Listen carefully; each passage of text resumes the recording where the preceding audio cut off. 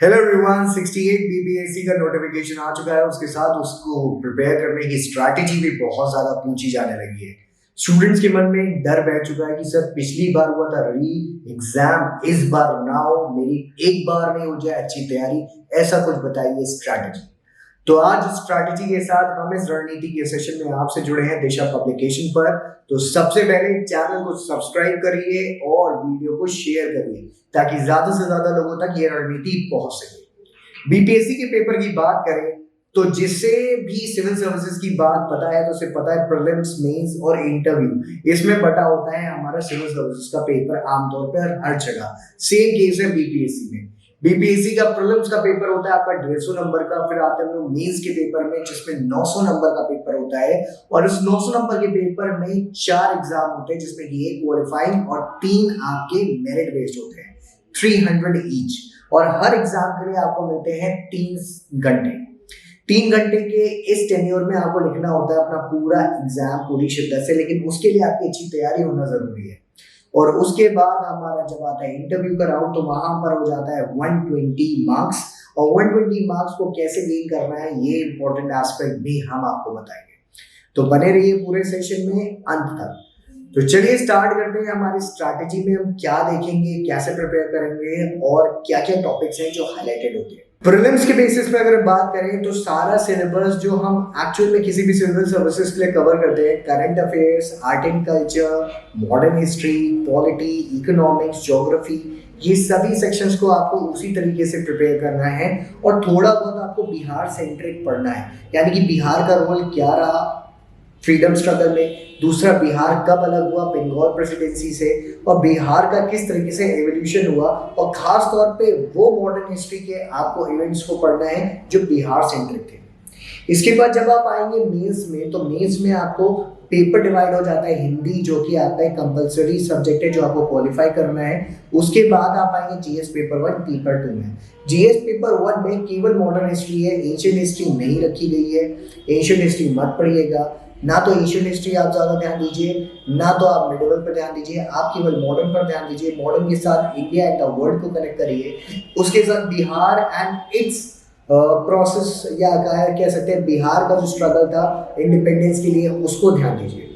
Apart from all the stuff आपको सबसे ज्यादा करंट अफेयर से लिंक करके पढ़ना है और पोस्ट इंडिपेंडेंस इंडिया के जो इवेंट्स हैं उनको ध्यान देना है। संथर रेबिलेंस हो, रविन्द्रनाथ टैगोर हो, रोल ऑफ गांधी, टैगोर, नेहरू, इन सब पे पूरा फोकस करते हुए आपको जीएस पेपर 1 की तैयारी करनी है।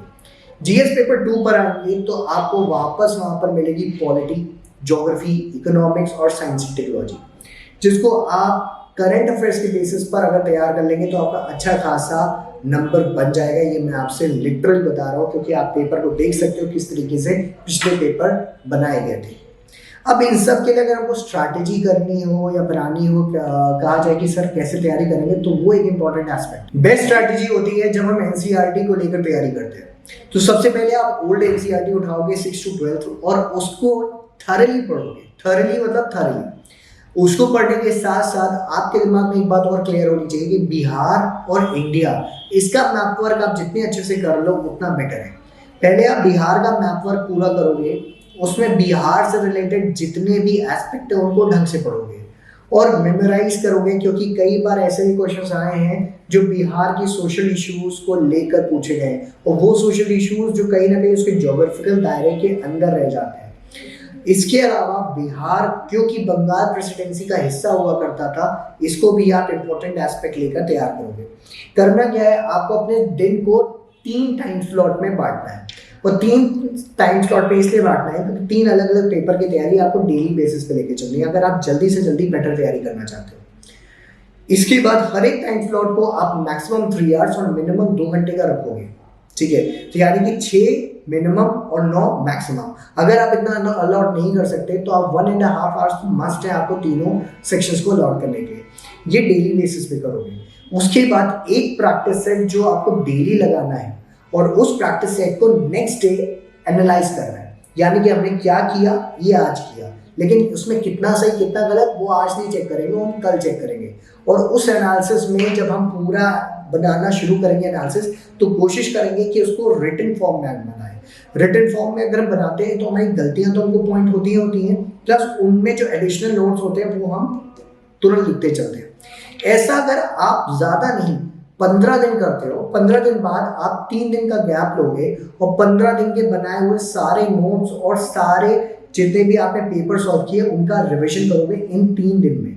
यानी कि after 15 days you will take a 3 day gap from all this sort of study, और इन 3 दिन में आप पूरे 15 दिन का रिविजन करोगे। उस रिविजन से आपका पूरा रिकैप हो जाएगा और जो 15 दिन का मटेरियल है वो कंसोलिडेट हो जाएगा। फिर इसी स्ट्रैटेजी को आप फिर 15 दिन तक चलाओगे और सेम काम आप 3 दिन का लीप लोगे और 3 दिन के लीप में उसको रिवाइज करोगे। 2 लीप के बाद आप फिर से एक मेजर लीप लोगे जो कि होगा 7 डेज का। इस 7 डेज के लीप में आप कुछ नहीं करोगे, सिर्फ प्रैक्टिस सेट सॉल्व करोगे जो आपने पहले दिए उनको दोबारा से प्रैक्टिस सेट सॉल्व करने का सिर्फ एक ऑब्जेक्टिव है, क्या हमारी एक्यूरेसी मेंटेन हो रही है, क्या हमने जो पढ़ा है वो टॉपिक्स हमारे क्लियर आउट हुए, क्या अभी भी वो गलतियां हम कर रहे हैं। एक एनालिसिस, देखो पढ़ाई सब करते हैं लेकिन पढ़ाई के साथ जो अपने आप को एनालाइज करते हुए चलता है ना, वो पलट के उसको एकदम पीछे नहीं जाना पड़ता। नहीं तो क्या होता है, हम जब तैयारी कर रहे होते हैं तो हम आगे बढ़ते जाते हैं, पीछे का वाइप होता चला जाता है और हमारे अंदर डर बढ़ जाता है कि यार वो तो छूट गया होगा। लेकिन अगर हम तैयारी करने के साथ साथ एनालिटिकल वे में उसको रिवाइज करते चल रहे हैं, उसके नोट्स को थरो बेसिस पे दिमाग में बैठाते हुए चल रहे हैं, तो आगे बढ़ते हुए हमें डर नहीं लगेगा कि पुराना छूट गया। तो ये स्ट्रैटेजी रहेगी आपकी बीपीएससी, और इवन मैं ये स्ट्रैटेजी आपकी बीपीएससी नहीं, आप यूपीएससी, यूपीपीएससी किसी भी एग्जाम के लिए जाते हो जो सिविल सर्विसेज के लिए, आप अगर इस स्ट्रैटेजी को लगाओगे, मैं आपको डैम श्योर कह रहा हूँ आपका एग्जाम निकलेगा। So just apply this strategy. और रणनीति की बात सिर्फ एक लंबी चौड़ी बात करना नहीं है, हम आपको लिटरली ऐसी रणनीति देना चाहते हैं कि जब आप रण में उतरो इस नीति के साथ तो रण आपका हो। ठीक है, तो बने रहिए हमारे साथ इस सेशन में हमेशा, हर हफ्ते। Thank you and God bless.